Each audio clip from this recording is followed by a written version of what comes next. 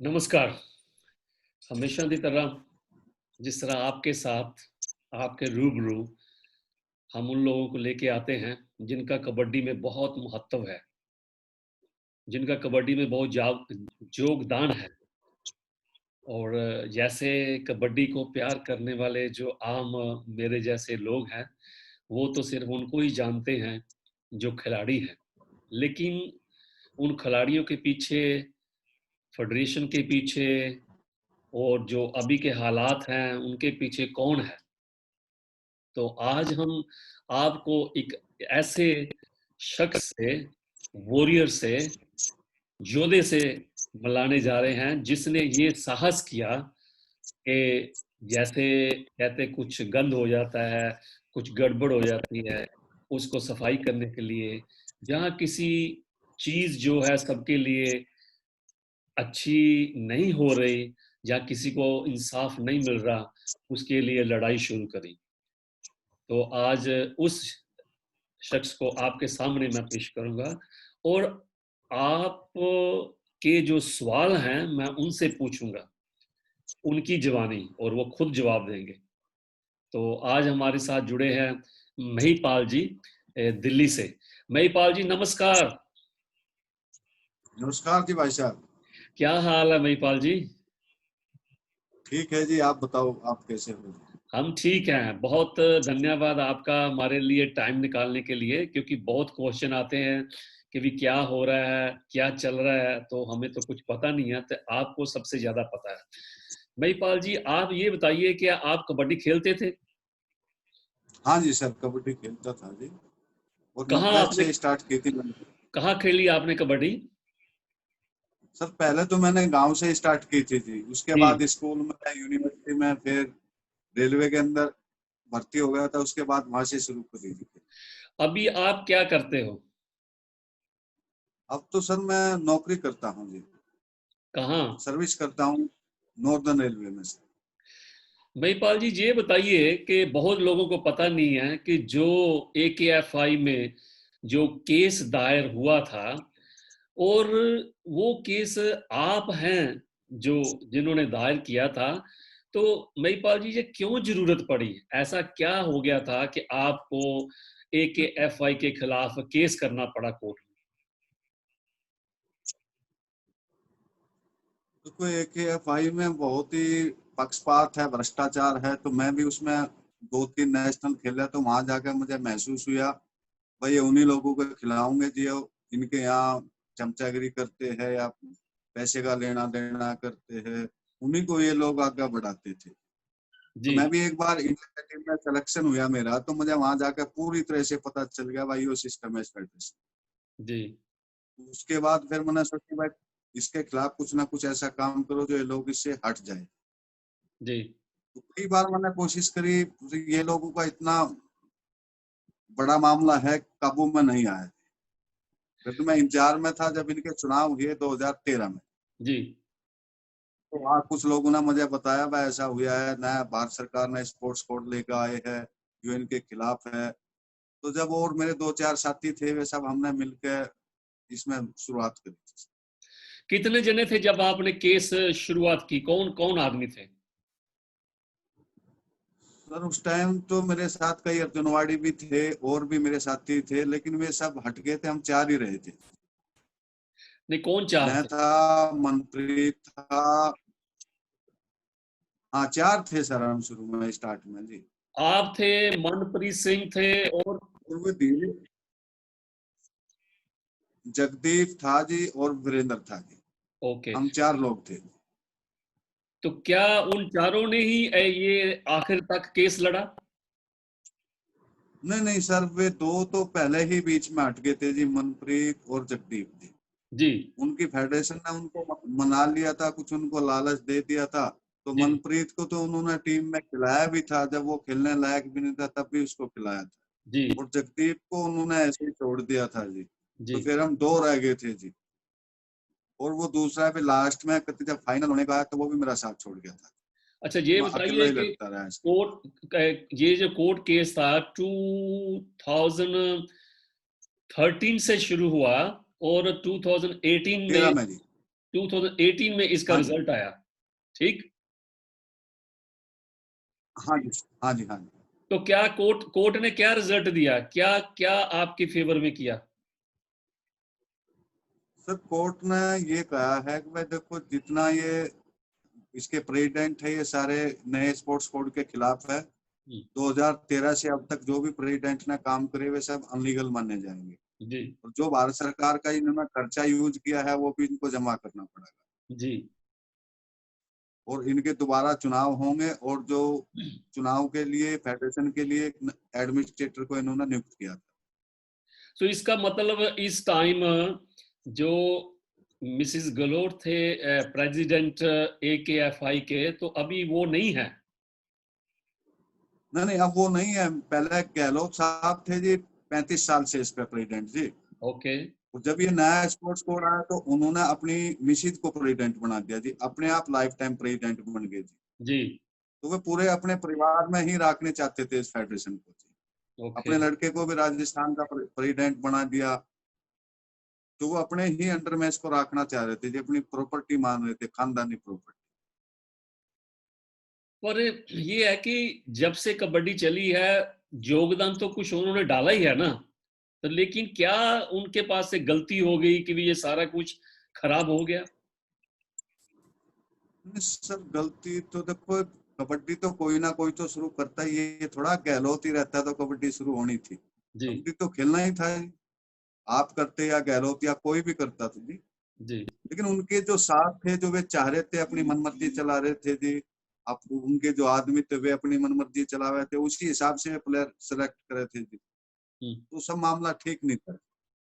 जब ये मौका मिला तो मैं उसका खिलाफ ये कार्रवाई कर दी थी। तो अभी इससे अभी पहले कौन भी है? मैंने कई बार। अभी कौन है? AKFI को कौन चला रहा है? अभी तो एक रिटायर्ड जज है दिल्ली हाई कोर्ट का, जी। उसकी देख रेख में हो रहा है सब काम। और उनको कैसा पता कबड्डी के बारे में, तो वो कैसे चला रहे हैं?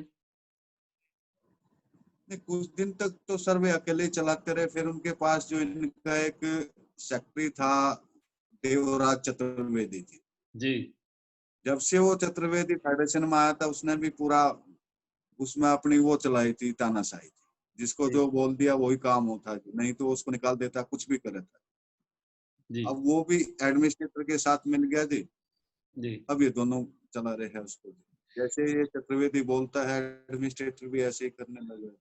अच्छा, ऐसा है कि अब कई फेडरेशन बार मैं। फेडरेशन की तरफ से एक लेटर निकाला था, सूचना पत्र निकाला था, जिसमें लिखा था कि भी जो चतुर्वेदी हाँ जी जी, हैं वो अलग काम करते हैं, तो गलोट साहब अलग करते हैं, उनका कोई लेना देना नहीं है। क्या ये सच है? नहीं नहीं, ये सब झूठ बात है। ये दिखाने के लिए है, ऐसा है, लेकिन वे अंदर अंदर एक है। वही काम करते हैं जो गहलोत चाहता है, वही काम चतुर्वेदी करता है, और फिर एडमिनिस्ट्रेटर को उसी हिसाब से वो गाइड करता है। कई बार मैं भी मिला हूँ एडमिनिस्ट्रेटर को, ये बात बोली है जी। हम्म। अकबर ये चतुर्वेदी सबसे खतरनाक आदमी है, जब से फेडरेशन में आया, जब से इसने सब मामला खत्म कर दिया। जी। लेकिन वो मानते ही नहीं। अब इसके लिए फिर दोबारा कोर्ट में जाना पड़ेगा मुझे। तो कोर्ट ने क्या कहा है कि भी इसके इलेक्शन दोबारा होंगे? हाँ जी, इलेक्शन दोबारा होंगे। तो नई और जो फेडरेशन उन्होंने बनेगी? काम जो है, हाँ नई फेडरेशन बनेंगे जी स्पोर्ट्स के कोड के हिसाब से जी। हम्म। और जो इन्होंने प्रेसिडेंट साहब ने जो निर्णय लिए थे वो सब कैंसिल हो गए। इसका मतलब है कि अगर जो इलेक्शन थी वो कोर्ट के या रूल के मुताबिक नहीं थी, तो जो उस टाइम में निर्णय लिए गए, जो कॉन्ट्रैक्ट साइन किए गए, हाँ जी, इसका मतलब वो सब हाँ कैंसिल जी, है? हाँ जी, वो सब इनवैलिड माने जाएंगे। मैंने बीच में भी जब इन्होंने 2017 में इलेक्शन किया जी, उस टाइम भी केस चल रहा था। जी तो मैंने हाई कोर्ट में ये अपील करी थी, सर उनके इलेक्शन है, रोको। आप कह लेंगे नहीं कोई बात नहीं, इलेक्शन होने दो, ये सब इनवैलिड माने जाएंगे जब तक डिसीजन आएगा। तो इसका मतलब ये है कि जो भी फेडरेशन ने कॉन्ट्रैक्ट किए हैं किसी के साथ भी, किसी लीग के साथ भी, चाहे प्रो कबड्डी लीग चाहे कोई भी लीग हो, तो वो सब इनवैलिड है? हाँ जी, जो प्रेसिडेंट के थ्रू जो भी कार्य हुए है, जो एग्रीमेंट या कोई भी काम, वो सब कोर्ट ने कहा है वो सब इनवैलिड माने जाएंगे। ओके, तो इसका और साथ मतलब, साथ ये भी कहा है, जी सॉरी, साथ साथ ये भी कहा है जी, वे तो कैंसिल मान नहीं जाएंगे, जो प्रेसिडेंट ने भारत सरकार का 2013 से अब तक खर्चा यूज किया है वो भी वापस जमा करना पड़ा। ये कोर्ट ने कहा? हाँ जी, वो केस भी चल रहा है, कोर्ट में अभी चल रहा है। एडमिनिस्ट्रेटर ने कहा है आपने 36 लाख रुपए यूज किया भारत सरकार का, वो बोल रही है हमने 2 लाख रुपए यूज किया है। वो जी, केस अभी पेंडिंग है सर। अच्छा, वो अलग केस है। हाँ नहीं नहीं, वो जो एडमिनिस्ट्रेटर ने उनको कहा है आप वो पैसा जमा करिए, आपने इतना यूज किया है, जी, तो उन्होंने कह दिया हमने इतना पैसा जमा नहीं करा, तो वे भी कोर्ट में चले गए थे। अच्छा, वो केस चल ही रहा है। तो इसका मतलब ये जो अभी बहुत प्रॉब्लम हो जाएगी, अभी जो 8वां प्रो कबड्डी लीग की वो जो शुरुआत होने जाएगी या होनी है, तो इसका मतलब कि वो नहीं हो हाँ सकती? जी, नहीं नहीं वो मुश्किल हो पाएगी, क्योंकि एग्रीमेंट तो उनका है नहीं जी, सब कैंसिल हो गया जी। या तो नए सिरे से दोबारा एग्रीमेंट हो जी, ठीक। तभी संभव है जी, ऐसे तो मुश्किल है होनी जी। सो अब नया एग्रीमेंट तो एडमिनिस्ट्रेटर कैसे करेगा जी, ये तो पूरी फेडरेशन को वो बैठा कर मीटिंग ले जी, हम्म। तभी तो हो पाएगा जी। तो इसका मतलब आगे जो कॉन्ट्रैक्ट होगा तो तभी ये लीग चल सकती है, तो अभी तक कोई हाँ जी, कॉन्ट्रैक्ट नहीं तभी है। नहीं नहीं, अभी कोई कॉन्ट्रैक्ट नहीं सर। ये अभी मैंने पेपर में पढ़ा है, इंडिया से किसी ने मेरे को कटिंग भेजी है कि वहाँ मीटिंग हुई है फेडरेशन की जूम के ऊपर, और वो इंतजार कर रहे हैं स्पोर्ट्स मिनिस्ट्री की जो अगली लीग है वो करवाने के लिए दिसंबर में। सर फेडरेशन ही नहीं हुई, वो मीटिंग हुई होगी तो चतुर्वेदी की या गहलोत साहब की या एडमिनिस्ट्रेटर की, इनकी कोई मीटिंग हुई होगी। फेडरेशन को तो ये किसी को पूछ नहीं रहे जी, ना एडमिनिस्ट्रेटर पूछ रहा, ना पहले ये पूछे थे जब गहलोत साहब थे प्रेसिडेंट। जी, कोई मीटिंग नहीं है, अफवाह चली हुई है, एक बार फेडरेशन की मीटिंग हुई है, आगे क्या होगा क्या, ऐसा कुछ नहीं सर। तो आप ये मानते हो कि जब से प्रो कबड्डी लीग चली है उससे खिलाड़ियों को और या कबड्डी को कुछ फायदा हुआ? सर फायदा, देखो पॉपुलरिटी तो हुई है, लेकिन फायदा हुआ है फेडरेशन के जो कुछ ही गिने चुने आदमी थे उनको फायदा हुआ है। जी, प्लेयर बिकता 1 करोड़ में है, मिलते है उसको 15-20 लाख रुपए बड़े मुश्किल से, तो ये कैसे पहले ही पैसे तय हो ले। और ये कैसे हाँ कह जी सकते हैं महिपाल जी, जब तक कोई आगे नहीं आ रहा, कोई आगे आके बोल नहीं रहा, तो कैसे ये साबित कर सकते हैं? सर, देखो ना सिलेक्शन उन्हीं बच्चों के हो रहे हैं जो पहले पैसे एग्रीमेंट कर लेते हैं। इनके सब जगह दलाल है जी, नीचे से ऊपर तक के सब इनके भी सेट है मामले। जो कोच है टीम के या जो स्टेट के सेक्रेटरी है, उन्होंने सब पैसा कमा लिया जी। उनकी 5 साल पहले की प्रॉपर्टी देख लो, अब की देख लो। पर खुद बच्चे बताते हैं भाई मेरा सिलेक्शन होगा, मान लिया 20 में भी गया तो मुझे मुश्किल से 3-4 लाख रुपए मिलेंगे। जी, बीच में पहले ही वे खाली चेक ले लेते हैं जी। तो ये बच्चे पैसे क्यों देते हैं कबड्डी खेलने के लिए, जब उनमें दम है, अच्छे प्लेयर हैं, तो फिर पैसे क्यों देते हैं? देखो यहाँ प्लेयरों की तो कमी है नहीं अपने देश में, यदि ये खेल है सब गांव वालों का जी। जी, तो गांव में इतने पैसे तो है नहीं, वे तो ये सोचे है भाई हमें 2 लाख मिल गए वे भी बहुत है। ओके, अपना 1 महीना 5 स्टार में घूमेंगे, हवाई जहाज में घूमेंगे, टीवी में देखेंगे, सारा गांव देखेगा। उन्हें मेन तो सर टीवी में गांव में देखने का है, अच्छा, पैसे सिर्फ तो सब ऐसे ही दे देते। ये बताइए कि अभी केस हो गया, आपने इतने साल फाइट करी, लड़ाई करी, क्या आपको कभी फेडरेशन ने अप्रोच किया है कि भी आप छोड़ दो, हम आपको कुछ देते हैं या आपके लिए कुछ करते हैं? हाँ सर, बीच में देखो जब मैं ये केस था कोर्ट में मेरे पास, ये हमारे दो जो एक द्रोणाचार्य है बलवान सिंह, हम्म, एक अर्जुनवाड़ी है रामवीर चतुर्वेदी भी थे, कोर्ट में मिले। हम्म, इन्होंने खुद कहा भाई तू विड्रॉ कर ले, जो तू कहेगा वो कर देंगे। बल्कि जब एशियाड में टीम जानी थी हम्म। तो ये बोलने लगे द्रोणाचार्य और बलवान में, बता तुझे क्या चाहिए, टीम तू अपनी भेज ले, एक टीम भेज ले, जो चाहिए तू वो बोल, इसको वापस कर ले। अब मैं नहीं मानने का किसी हालत में। अच्छा, इसका मतलब कि हाँ आप मेरा पूरा अपनी मर्जी से जिसको मर्जी भेज सकते हैं। हाँ जी, मेरे सामने ये बात रखी, भाई तू विड्रॉ कर ले, टीम में जो तुझे भेजना है वो भेज दे, तेरे हिसाब से आधी टीम जाएगी, तो आप और माने नहीं? बोल जो तुझे चाहिए। आप नहीं माने? नहीं नहीं, मैंने मना कर दिया, नहीं भाई, मैं एकदम मना कर दिया सर। आप क्या चाहते हो? मैं ये सर ये चाहता था, जो लोग इनके साथ जुड़े हुए हैं, जो करप्ट आदमी है, उनको फेडरेशन से हटा देते तो कोई दिक्कत ही नहीं थी। सो आप चाहते हो कि भी जो फेडरेशन का काम है वो सब ट्रांसपेरेंट हो, सबको देख, सबके सामने हो, और और क्या हाँ जी चाहते हैं? सर, बस सबसे पहले तो मेरा ये हुआ, फेडरेशन का जो काम हो वो क्लियर हो। जो ये लोग लगे ओढ़ है, किसी को तो फेडरेशन द्रोणाचार्य दवा देती है, किसी को अर्जुन अवार्ड दवा देती है, जबकि उनका कोई लेवल नहीं उस अवार्ड के लिए। नहीं, तो जो सबसे मेन दिक्कत यही है कि एक एक मिनट में आपसे ये सवाल कर, जो अवार्ड मिलते हैं वो तो अवार्ड मिलते हैं हाँ जिसकी जी, काबिलियत है, तो क्या ये भी अवार्ड उसको दिलाए जाते हैं जिसको वो चाहते हैं? वोट जो स्टेट की वोट है जी। नहीं हाँ जो जी सर, अर्चना, सुना।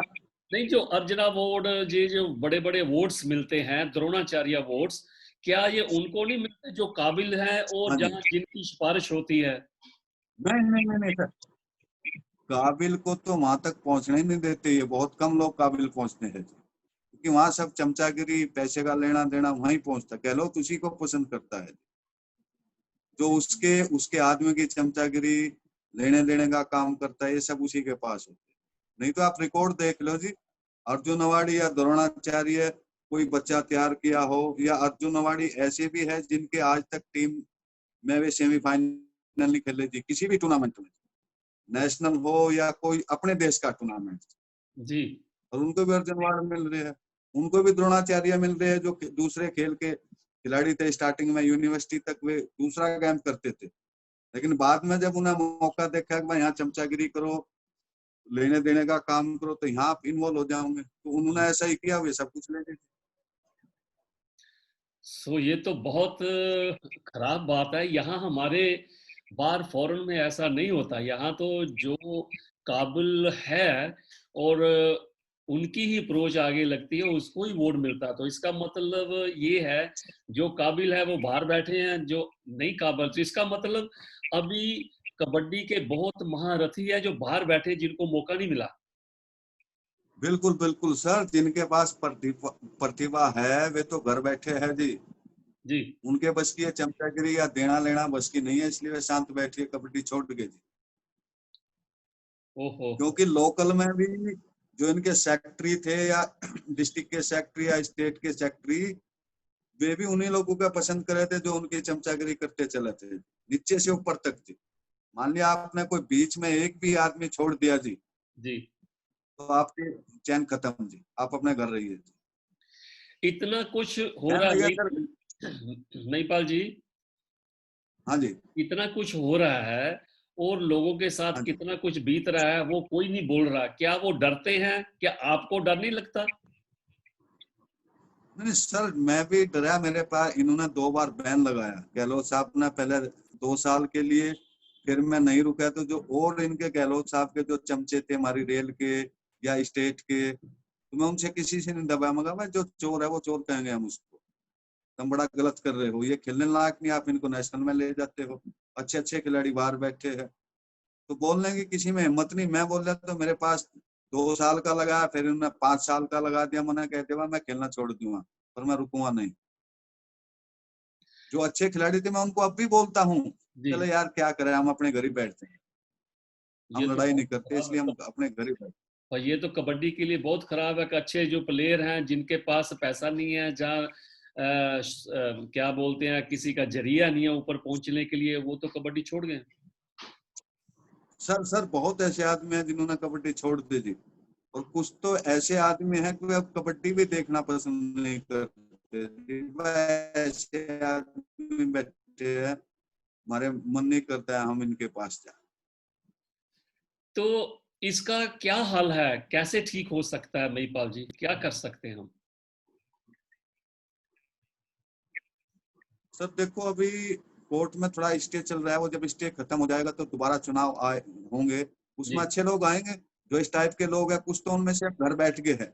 सर इनकी बहुत अच्छी, जब से लीग चली बहुत अच्छी दुकानदारी चल रही थी। जी जो डिस्ट्रिक्ट से स्टेट तक इनके सभी आदमी थे, सबने अच्छे अच्छे पैसे कमाए। जी। तो अब उनकी फिलहाल दुकान बंद हो गई है। तो जो लोग अच्छे थे, प्रतिभा वाले थे, जिनको शौक था कबड्डी का, वे सब सामने आ रहे हैं धीरे धीरे खुल के।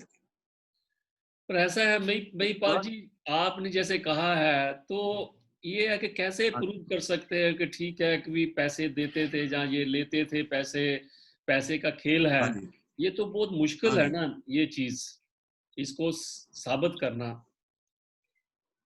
नहीं सर, साबित देखो कहीं जरूरत पड़ेगी तो हम उसको भी साबित करते हैं। तो चलिए ये बताइए कि कल को इलेक्शन होता है, नई कमेटी आती है, तो आप क्या चाहते हैं?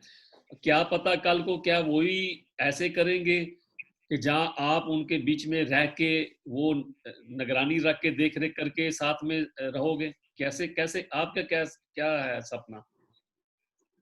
नहीं नहीं नहीं सर, ऐसा नहीं होगा, क्योंकि जो लोग पहले भी जो स्टेट के सेक्रेटरी या कोच जो इस टाइप के थे, जी वे सब धीरे धीरे बाहर निकल गए।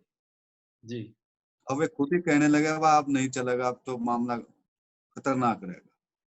तो इस टाइप के लोग कुछ तो बैठ लिए, कुछ और सामने बैठ जाएंगे जी।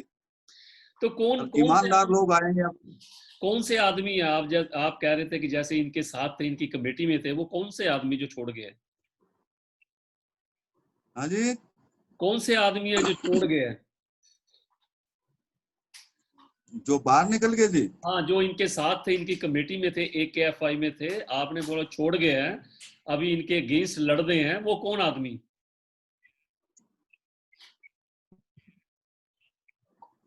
एक तो पहले, नहीं नहीं, कुछ आदमी तो सर एकदम गहलोत साहब ने बाहर निकाल ही दिए थे 2013 में, जो उसके खिलाफ बोलना शुरू करे थे। यहाँ दिल्ली का प्रेसिडेंट था या वेस्ट बंगाल के थे या हिमाचल के, जो सामने बोला था उसे ये साइड कर देता। तो तो हमारे जैसे भी खिलाड़ी को। अभी जो हाँ जी। AKFI थी उसमें भी था, उसमें सेक्रेटरी थे, वाइस प्रेसिडेंट थे या ट्रेजरर थे, बहुत से लोग थे, क्या वो अभी भी इनके साथ हैं? नहीं, अब इनके साथ तो बहुत ही कम लोग हैं। ओके। जो अच्छे अच्छे थे वे सब इनके सामने हो गए हैं। तो छोड़ गए मन। इसको एक, हाँ, एक मीटिंग में इसके सामने भी इसको मुंह पे बोला था, तो अब ये ऐसे नहीं चलेगा। जी अब तक वे लोग डरते थे, तो मीटिंग हुई थी कोई इनकी हैदराबाद में, जी तो वहाँ गहलोत साहब को उन्होंने खुद कहा था वह ऐसा नहीं चलेगा, और इसको मीटिंग से भी निकाल दिया था। जी। तो जो चुनाव लड़ेंगे वे अच्छे आदमी लड़ेंगे जी। तो इसका मतलब इंडिया में और मैं, अभी जो है एडमिनिस्ट्रेटर जो हैं वही फेडरेशन चला रहे हैं अभी। जो गहलोत साहब जी हैं उनकी फैमिली या गहलोत साहब जी का कोई भी लेना देना फेडरेशन के साथ नहीं है, आपका ये कहना? हाँ नहीं नहीं, अभी थोड़ी बहुत उनका फेवर करता है, क्योंकि वहाँ चतुर्वेदी है उसके पास एडमिनिस्ट्रेटर। जी मैंने भी एडमिनिस्ट्रेटर को कहा, मगर सर आप इसको मत रखिए अपने साथ, ये बहुत उल्टे सीधे काम करता है, अब भी करता है। मैं भी कई बार उनको कहा, मगर आप इन लोगों को मत लगाइए, इनको लगाइए, लेकिन वो चतुर्वेदी जिसका नाम दे देता है एडमिनिस्ट्रेटर उसको ही लगाता तो इसका मतलब कि जो है। कई बार, भ्रष्टाचार भ्रष्टाचार जो आप बोलते हैं वो तो ज्ञान ही अभी एक रिटायर जज के अंडर भी वही हो रहा है। नहीं नहीं सर, बहुत कम हो गया, खत्म ना के बराबर चल रहा है जी। जी बहुत कम हो गया जी। अब वो बात नहीं है जो हर स्टेट में दुकान खुल रही थी, हर डिस्ट्रिक्ट में दुकान खुल रही थी, वो सब बंद हो चुकी।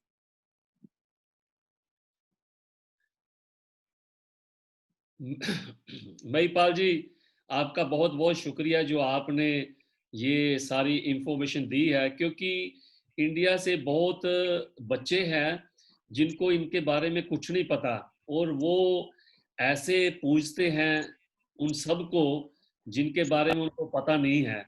अगर आप बात करते हो तो वो लड़ने को उतरते हैं कि आपको नहीं पता। तो ये जो आपने जानकारी दी है ये आपकी खुद के वर्ड है, और जो आपने किया है आज तक, ये आप रण भूमि में लड़ रहे हो, तो मैं आशा करता हूँ कि आपको और ज़्यादा साथ मिले। तो ये सब को होने के बाद क्या कबड्डी को धक्का लगा है कि नहीं?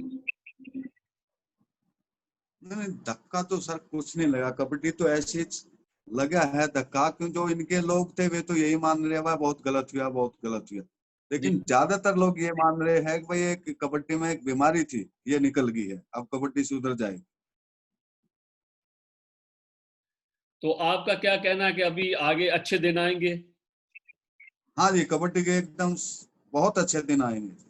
आप मेरे देखिए, बच्चों और को थोड़े दिन में कबड्डी पूरे देश में ऐसी छा जाएगी जो आज से 20 साल 30 साल पहले थी। 100 बच्चों को चांस मिलेगा, जो बच्चे बेचारे की सिफ़ारिश नहीं है, पैसा नहीं है, सो उन सबको चांस मिलेगा उनके हुनर के बराबर। सर हाँ जी, बिल्कुल उन्हीं को चांस मिलेगा जो अच्छे खिलाड़ी है जी, जो मेहनत करते हैं। उनको चांस नहीं मिलेगा जो मेहनत कम करते हैं, चमचागिरी ज्यादा करते हैं। जो प्रतिभाशाली बच्चे हैं उनको ही मौका मिलेगा। तो आप क्या संदेश देना चाहते हो, जो ये आपकी इंटरव्यू देखेंगे, जो खिलाड़ी हैं, जहाँ जो कबड्डी को प्यार करते हैं, आप क्या कहना चाहते हैं उनको? क्या आप उनसे क्या सहयोग चाहते हो?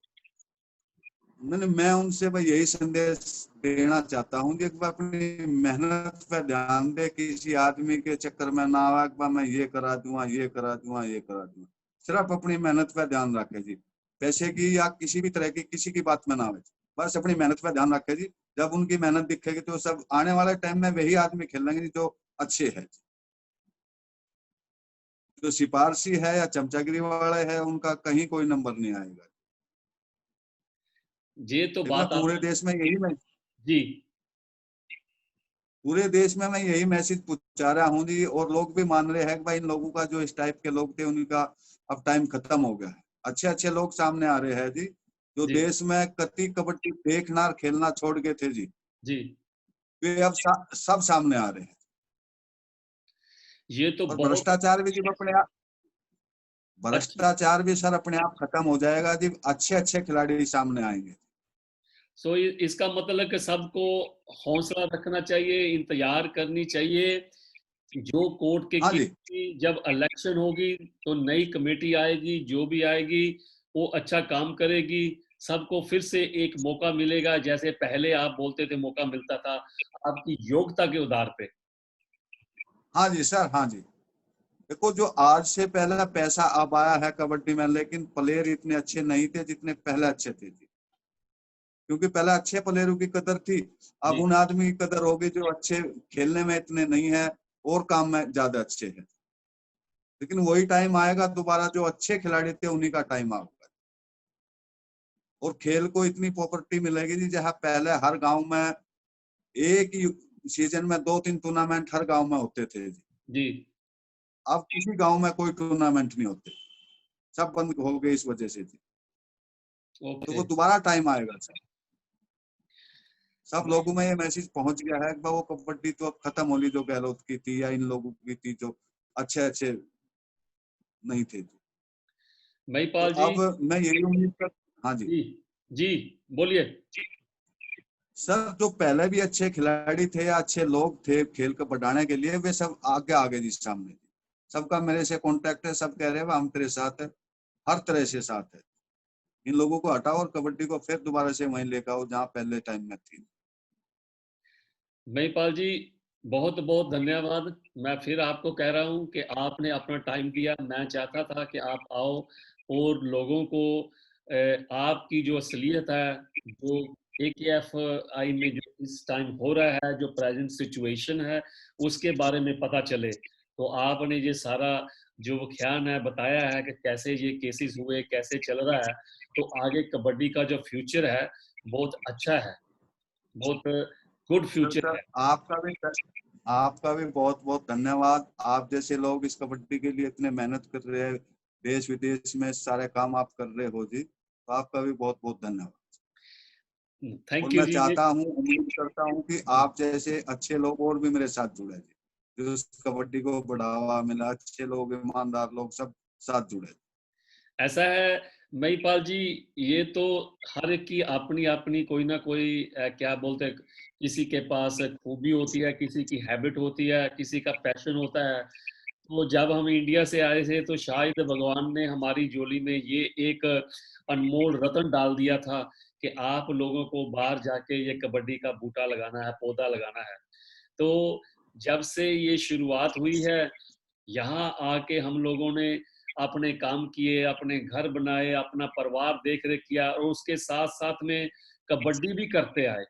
लेकिन आज तक कबड्डी को ऐसे ही करते आए हैं, ये सोच के एक दिन कबड्डी बहुत हाई मुकाम पे जाएगी, कबड्डी के पास पैसा होगा, हमारी भी मदद होएगी।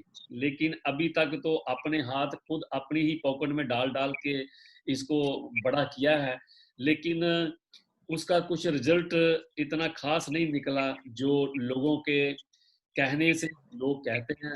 लेकिन इतनी ज़रूर संतुष्टि है कि जैसे आप जैसे आदमी जिनको कोई मतलब नहीं है, लेकिन एक ऐसी प्रतिमा, एक ऐसी उस अपने मन में छवि बैठा ली कि मुझे ये गेम को, सिस्टम को साफ करना है, मुझे नहीं खेलना। आपने अपनी गेम छोड़ दी, लेकिन आपका साहस नहीं छोड़ा। जो आने वाले आप जैसे और खिलाड़ी हैं, उनको वो मुसीबतों का सामना नहीं करना पड़ेगा जो आपने किया है। कल को कोई भी खिलाड़ी को आप जैसा जो कोच ने किया आपके साथ, आपको बाहर निकाल दिया, बैन कर दिया, तो उनको बैन नहीं किया जाएगा। ये लड़ाई आपने लड़ी है, आप लड़ रहे हो और मैं आशा करता हूँ कि हम लोग आपका साथ दें और ये जो कबड्डी में या किसी भी स्पोर्ट्स में जो कुछ पॉलिटिक्स चल रही है, वो ना हो। स्पोर्ट्स जो है महिपाल जी, वो तो एक बच्चे की तरह है जिसकी ना जात, ना पात, ना लैंग्वेज, उसको तो प्यार चाहिए। वो एक यूनिटी बताती है, यूनिटी। पॉलिटिक्स नहीं हाँ होनी जी, हाँ जी। चाहिए। अगर पॉलिटिक्स आएगी तो स्पोर्ट्स में स्पोर्ट्समैनशिप नहीं आएगी। तो आपका बहुत-बहुत धन्यवाद आपका टाइम देने के लिए।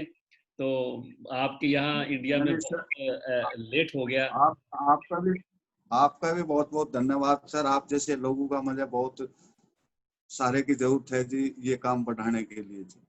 कि हम यहाँ तो देश में तो बहुत लोग जुड़ गए, तो बाहर आप जैसे लोग जुड़ेंगे तभी जाकर काम चलेगा सर। हम आपके साथ हैं, हम सच्चाई के साथ खड़े हैं। जहाँ सच्चाई है, यहाँ ट्रुथ है, हम उसके साथ खड़े हैं। नहीं तो महिपाल जी, हमें कोई ज़रूरत नहीं है।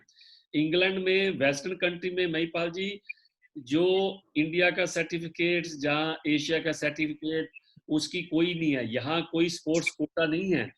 यहाँ कोई स्पोर्ट्स के आधार पे नौकरी नहीं मिलती। यहाँ नौकरी मिलती है आपको अपनी हाँ एजुकेशन जी, के आधार पे। तो इसीलिए हमें तो कोई लालच नहीं है। इंडिया में ज़रूर लालच है कि जो फेडरेशन के साथ जुड़ेगा, वहाँ से उसको सर्टिफिकेट मिलेगा नेशनल का और एशियन का, तो उसको जॉब मिल जाएगी। हमारे यहाँ कुछ नहीं है।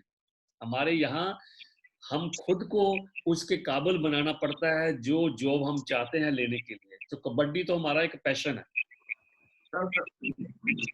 ऐसा ही मैं कर रहा हूँ सर। मुझे भी अब किसी चीज की कोई जरूरत नहीं है, जॉब की नहीं है, कुछ नहीं है। अब मैं भी इसी लिए काम कर रहा हूँ। आप जैसे आदमी का मुझे सहयोग चाहिए जो बाहर भी और अपने यहाँ भी पूरी तरह इसको साफ कर दे। आपको सलूट है जी हमारी तरफ से। आप महारथी हो जो इस बैटल को लेके चले हो। तो मैं आस करता हूँ थैंक यू, भगवान थैंक यू। मेहर करे, कृपा करे, अपनी पूरी क्या बोलते हैं कि आशीर्वाद आपके ऊपर रखे, आप अपने मिशन में सक्सेस हो। जहाँ भी कोई त्रुटि है, यहाँ भी कोई कमी है इस स्पोर्ट्स में, वो पूरी हो जाए। थैंक यू आपका बहुत थैंक बहुत यू, नमस्कार। नमस्कार, नमस्कार। नमस्कार। एजीसी हमारे साथ महिपाल सिंह जी दिल्ली से, जो इंडियन रेलवे में काम करते हैं। तो आपने उनकी ज़बानी सुन लिया है। इस टाइम जो सिचुएशन है, करंट सिचुएशन है AKFI में, और जो केस इन्होंने डाला था, जो इनकी मांग थी कि कबड्डी साफ सुथरी गेम होनी चाहिए, किसी भी बच्चे का हक नहीं छीना चाहिए, किसी भी बच्चे को इतनी ज़रूरत ना पड़े कि उसको पैसा देना पड़े या किसकी सिफारिश करनी पड़े। जो बच्चे में काबिलियत है वही आगे जाए, जो बच्चे में काबिलियत है उसको ही अवार्ड मिले। तो अगर मुझसे और इनसे कोई किसी के खिलाफ, किसी की शान के खिलाफ कोई भी लफ्ज़ बोला गया हो, तो मैं क्षमा चाहता हूँ। बाकी जो महिपाल जी ने कहा है वो उनके खुद के अपनी बोल हैं और जो उनका एक्सपीरियंस है, ठीक है या नहीं, सच है झूठ है, ये वो जानते हैं या कानून जानता है, बाकी शायद थोड़ा आप जानते हो। तो ये थी आज की महिपाल जी की अपनी खुद की जुबानी।